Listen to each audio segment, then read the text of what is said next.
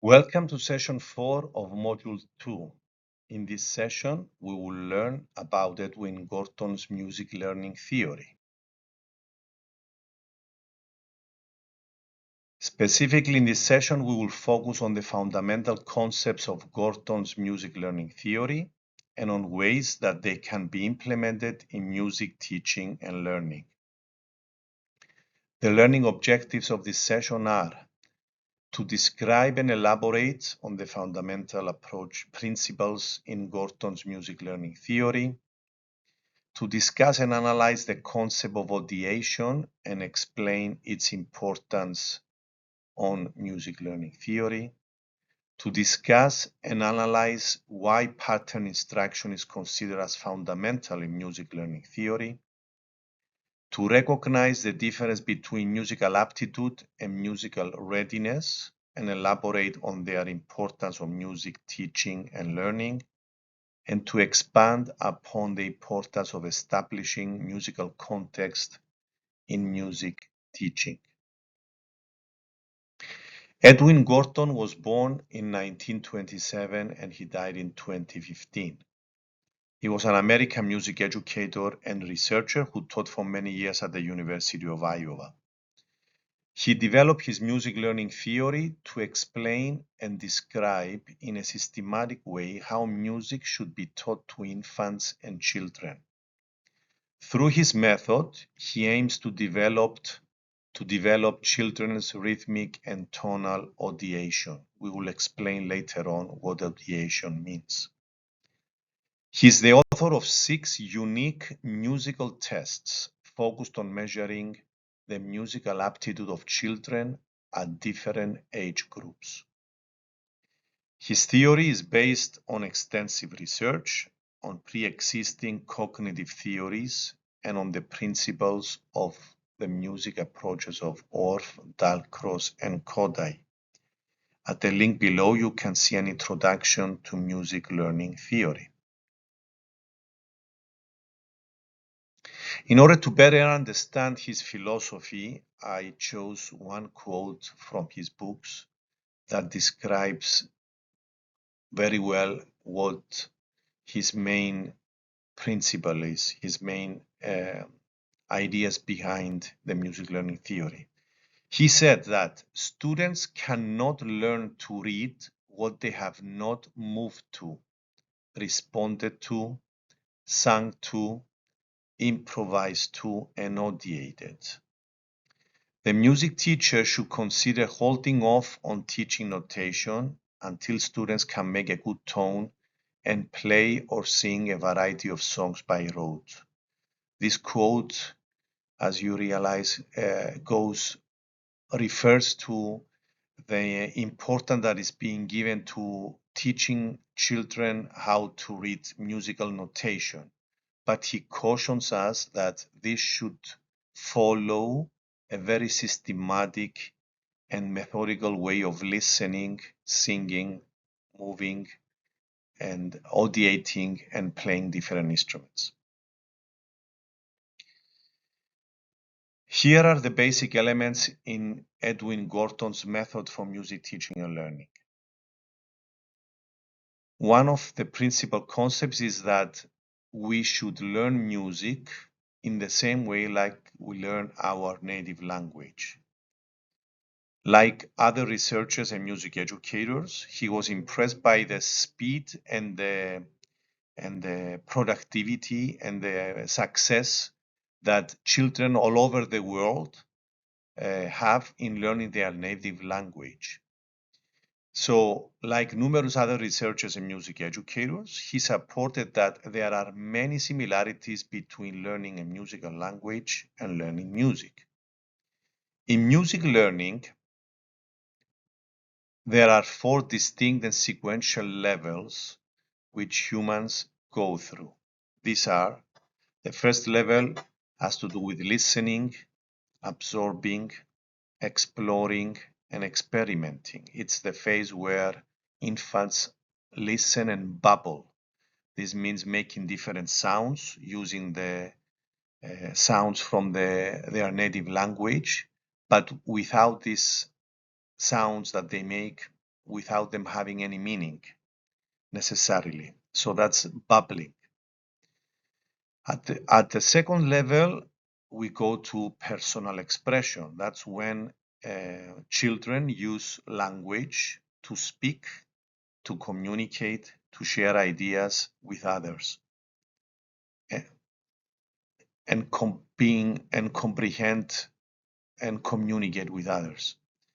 At level 3, it's the level where we have knowledge, comprehension, and elaboration. That's when we are able to read, to summarize, to elaborate through the use of language.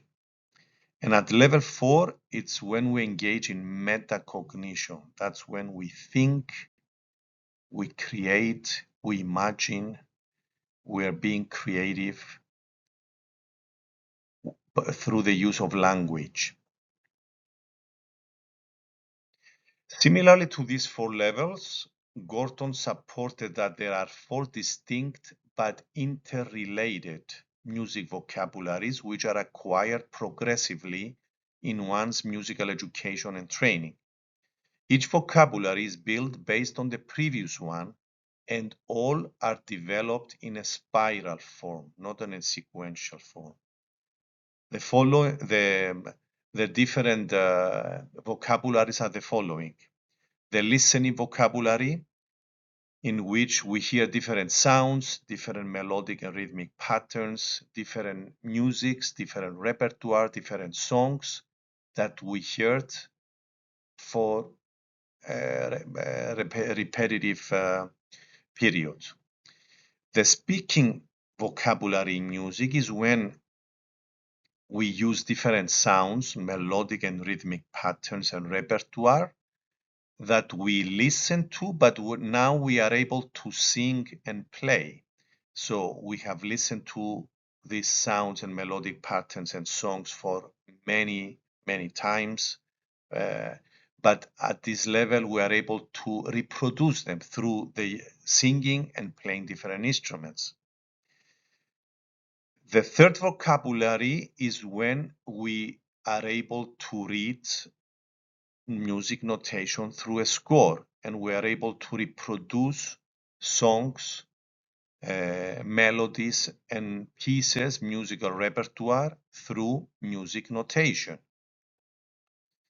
And the fourth vocabulary is when we think about music and we compose music by writing it in a score. So when we think about how we want a melody or a piece to be performed, and we are able to use notation in putting it down on a manuscript so that it can be performed by others for many, many years in the future. So that's the writing vocabulary. That's what composers do, or used to do, because now composers compose music in many different ways as well, not only through writing the music down in a score or in a manuscript. Audiation. Audiation is a term that was coined by Edwin Gorton, and it's a fundamental concept in his music learning theory.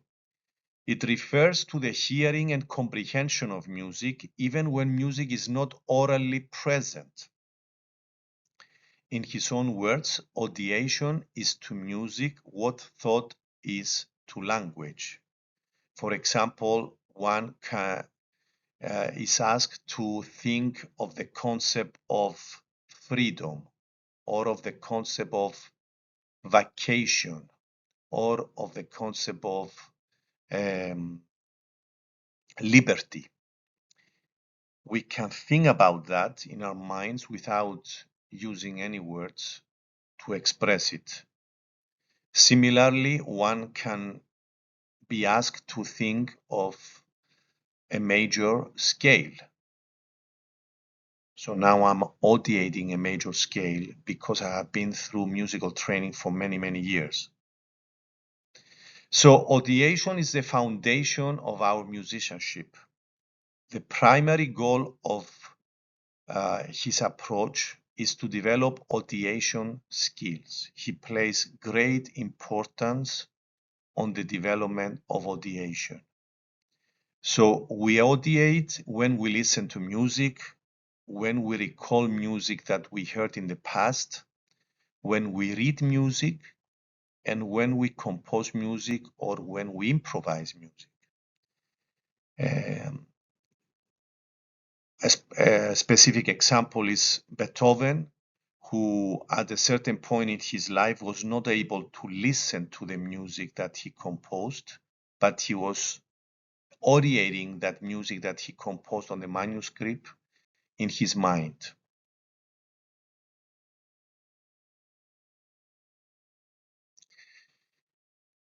Important to audiation, to the development of audiation, is the existence of past experiences with music. Those past experiences provide the basis for our future predictions.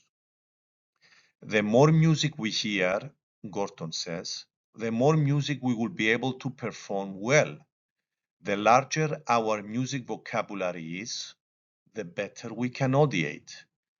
Overall, the more we grow up in a musical environment, the more probable is that we will develop good audiation skills. Now, audiation should not be confused with inner hearing. That's another term that is used in the literature. The difference between the two is that audiation involves inner hearing, but is not limited to inner hearing, because it also includes the processing and understanding of musical information. For example, I can ask somebody to hear inside his or her head a specific melody. For example, Twinkle, Twinkle, Little Star. But that doesn't mean that if I can hear that melody in my mind without the music being present, that I can make qualitative judgments and comments about the form of Twinkle, Twinkle, Little Star, the key of Twinkle, Twinkle, Little Star, the meter of the melody, and other musical concepts.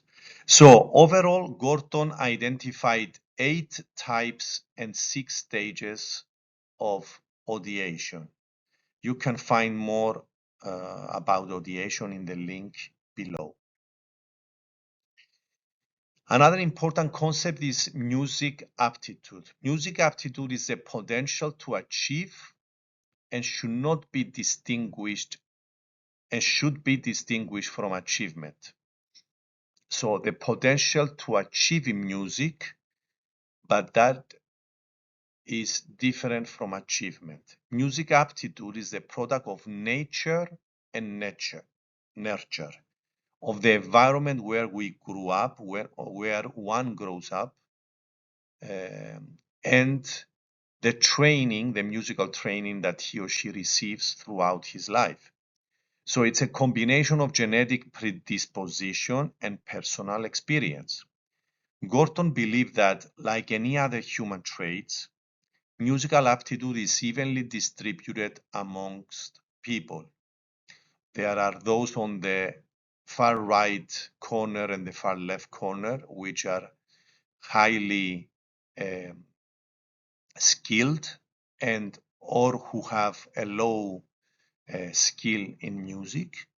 And the majority of the people, the majority of the population, 60%, lies in the middle, where most of us find ourselves. He defined music aptitude as one's inherent capacity to understand and perform music. He supported that the music aptitude of young children fluctuates depending on the level of music training they get, and that music aptitude stabilizes around the age of 8 or 9 years old. He indicated that it is important to assess students' aptitude and musical readiness in order to more effectively design the appropriate music instruction that is necessary for each child. He made a clear distinction that musical readiness does not necessarily have to do with age.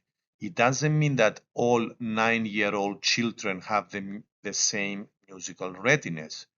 There may be a case where a 10-year-old child has a higher musical readiness than a 25-year-old adult. So it doesn't mean that the older we are more ready to learn music. Music aptitude. Gorton designed 5 different music aptitude tests that until today are unique and are used widely. The first one is called OD, and it's for the early years of life of an infant. Primary measures of music audiation, PMMA, is for measuring the musical aptitude of children in the range of kindergarten up to 6 years old. The intermediate measures of music audiation, IMMA, is used to measure the music aptitude of children from 6 up to the 12th year of age. Music aptitude profile, MAP, is used to measure the music aptitude of children in the range of 11 up to 18 years old. And advanced measures of music audiation, AMMA, is used to measure the music aptitude of teenagers and adults from the age of 15 to 20. As you can see, there is an overlap in the years because it varies from individual to individual, the development of musical aptitude. So music aptitude is a multidimensional. According to Gorton, it's tonal. There is a music aptitude for rhythm, for harmony, for tempo, for phrasing, for balance, and for style. Aptitude tests are useful because, first of all, they can help teachers meet the individual needs of their students. Second, they monitor the developmental aptitude of students younger than 9 years old. And third, they assist teachers to discover students with high aptitude. Musical readiness. Gorton made a clear distinction that musical readiness does not necessarily have to do with age. Some children and adults might be more or less ready to start music instruction at an instrument based on their musical aptitude and based on previous musical experience from the environment in which they grew up. Rhythmic readiness. A fundamental skill that shows us if a child is ready for music instruction is the ability to keep a steady beat. We can ask a child to sing a song and keep a steady beat. We see if he or she is able to do that. Also, the ability to tap the microbeat while listening to a variety of songs and chants in various meters is another indication of rhythmic readiness. The ability to move to the beat with and without recorded music when audiating to music, and the ability to listen, imitate, and communicate or improvise a wide range of rhythmic patterns in various meters. On the other hand, we have tonal readiness. As you see, Gorton distinguishes between tonal and rhythmic readiness. That's a fundamental skill that shows us if a child is ready for music instruction, and that is the ability to sing a short melody in tune, to be melodically correct. Also, the ability to sing in tune a variety of songs and chants, the ability to sing a familiar song in a different key, moving it up and down. This is called transposition. that means higher or lower in pitch, the ability to sing root melodies or bass lines to a song or a melody, the ability to sing the resting tone or the tonic at various points in a song, and the ability to listen, imitate, and communicate or improvise a wide range of melodic patterns in various meters. Another important concept is the importance of providing a musical context. For example, when we want to discuss about the concept of family, we can talk about the traditional family and its members, the adoptive family, how this differs from the traditional family, a contemporary family, a single parent family, of relatives serving as family, of friends being a family, and the concept of a family as a metaphor. Similarly, in music, when we have 4 consecutive eighth notes, their interpretation and experience depends on where the bar line is and what meter we are in. It can be, our interpretation can be totally different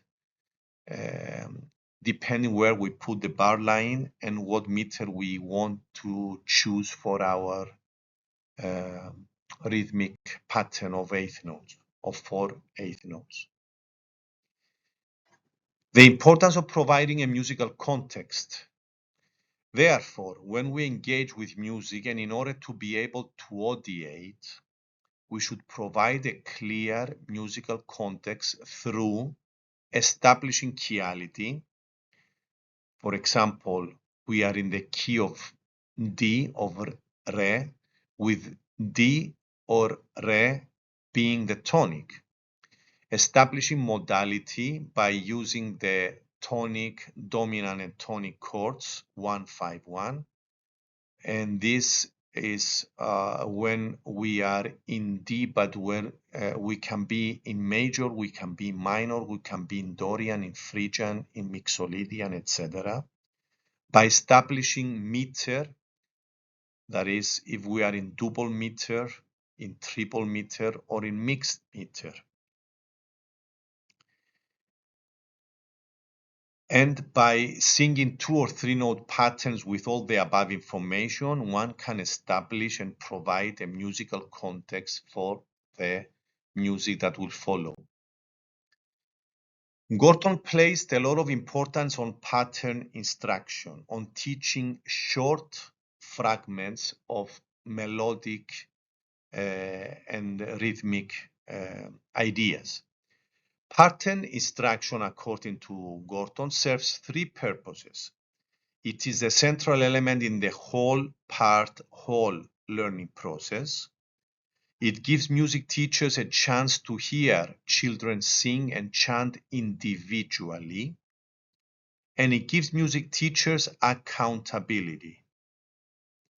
Whole learning process follows the following stages. We introduce a music idea. We provide an overview of the whole concept or idea that is going to be taught or learned. We apply this concept or musical idea by providing a specific study of the parts of the melody. And we reinforce this musical idea, or we come back to it for providing a greater understanding of the whole.